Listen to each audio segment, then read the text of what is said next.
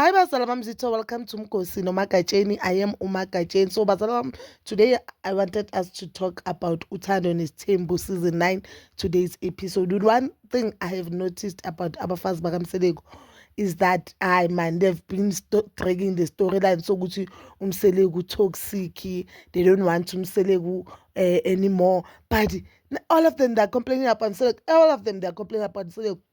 But none of them is making any move. Mayeni has been complaining about Umseleko. Macele once complaining about Umseleko, but ungcono ke loyo.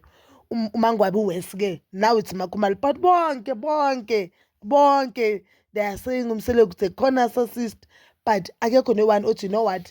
I'm choosing myself and I'm choosing to divorce this man. So guys, on today's episode, Umseleko uye wayovizithela uMakhumalo, waqala to visit uMakhumalo since bekahleli inyanga angayeka uMakhumalo, which I've once said in the previous videos that I feel like go wrong even if ninenkinga. Once you start ukuthi unomuntu wakhe space, umuntu ujwayele ukuphila ngaphandle kakho, and I think yinto econtributed to inkinga zabo kakhulu. uMakhumalo sekajwayele ukuphila angaboni ubabakhe. Bakafika lapho Umseleko waqala uchuku, wathi uMakhumalo ikhishi uyazi ukuthi lisponsorile. I think Umseleko uyaregreta ukuthi why aplage uMakhumalo ngomsebenzi ngama-businesses, because maybe ingqondweni yakhe bangazitshelanga ukuthi uMakhumalo mangasebenza she'll thrive the way she's thriving now, ne? She didn't expect ukuthi uMakhumalo she'll make more money or she'll make the money that she's making now. Maybe akacabanga ukuthi kuzoba nje amasentanyana, understand? I don't think ukuthi Umseleko bekacabanga ukuthi uMakhumalo will be this successful. And guys, let me tell you one thing, akusukula imali yamtshintsha umuntu. Imali yamtshintsha umuntu, and imali yamenza umuntu ukuthi akwazi abe ne-voice. Imali yamenza umuntu ukuthi abe ne-voice. Abona makuthiwa one thing enamanyala and one thing ezokwenza ukuthi ungakwazi ukukhuluma even umbono wakho or imizwa yakho is inhlupheko. And when we are a woman depending on a man, there are certain things that indoda ezenzayo o-act as if uvumelana nazo. Maybe kwayona lento leyo ukuthi uMakhumalo was understanding the vision, maybe anga-understand the vision from day one, but because bekadepende kumseleko bekumele abe very supportive kumseleko, because if you are not being very supportive kumseleko, umseleko uyakujikela. So mabasakhuluma kanjalo, inkulumo yabo didn't go anywhere. It was not successful. Nje inkulumo yabo ayiphumanga nomphumelo omuhle, and i-conclusion of inkulumo yabo ukuthi Umseleko angeke asabuye kaMakhumalo ngoba uMakhumalo akamfuni kakhe. You understand? I felt that both of them abayazi into abayilolayo, but boyithu badazinkani. Mara obviously Umseleko being indoda uforced ukuthi yena abe right in this situation, while you all know ukuthi naye unabo wrong bakhe, ne? So guys, uMakhumalo invited uMangwabi ukuthi ngithanda uphamanisa uMangwabi noma yini, uMangwabi the second of the last wife, ukuthi azovakasha nengane. It was so cute.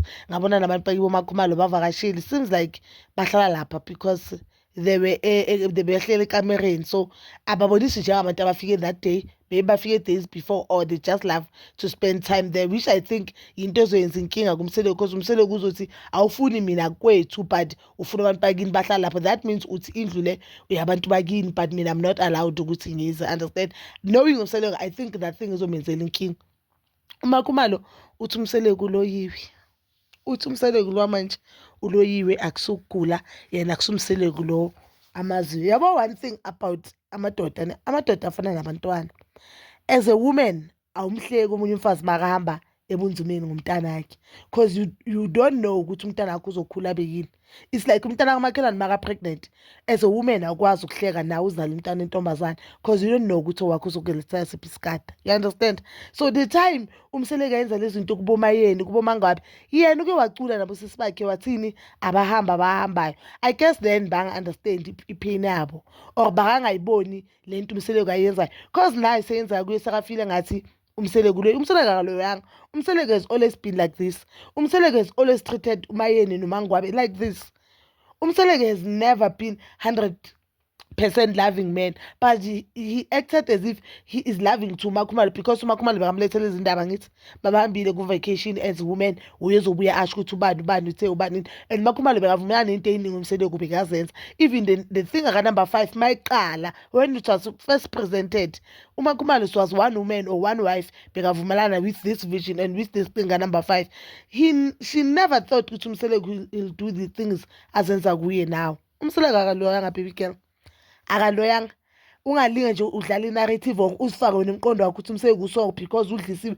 Akadliswanga because kwayena uMakhwela, if ubukela i-love life kaMakhwela noMseleko, ayikho into interesting there ukuthi ungazi ukuthi ya this man is deeply in love. That man is not deeply in love.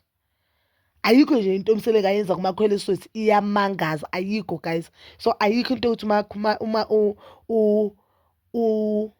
uMseleko udlisiwe or uMakhwela udlisa uMseleko. I know abantu they'll say ungazange athi uMakhwela umdlisile, but mawuzothi udlisiwe maye uzobadliswa bani? Because uMacele has been there, now ufike wamthola lapha, uMayeni has been there, uMangwabe has been there, wena you have been there. Ubani umuntu omusha, ubani umuntu ozodlisa uMseleko now, and the only wife manje ohlala kahle noMseleko is uMacele, and uMacele uhlala kahle noMseleko because understand is tolerating indaba ka number 5. We understand. So bazala bami mina nje I just feel like uMseleko unabo uburong bakhe, but into enza ukuthi Khumalo into yabi ngalungu ile space wasine uMakhumalo every yasimona umuntu space, and uMakhumalo sambona the time bay retreat ukuthi imhetha kangakanani into ukuthi amanye amakhosikazi abona umuntu ongabona uye. That's why wafile ngathi uMseleko uyamlahla, yinto enza ukuthi now babe la bakhona. But judging from what we are seeing on socials, I feel like this thing by an actor, and if actor seyabhora lento le, because I feel like the show is starting to be more toxic, and it's even toxic for us viewers. We do not want to watch into ehlungu thina. We just, as much as we want drama, but we want drama enothando phakathi. Give us that thing we loved about uthando nesimbo, not lento yena engathi na actor manje. But that is all for now. Please don't forget to like, subscribe, share, and hit that notification button. Nginithanda ukuya nokubuya.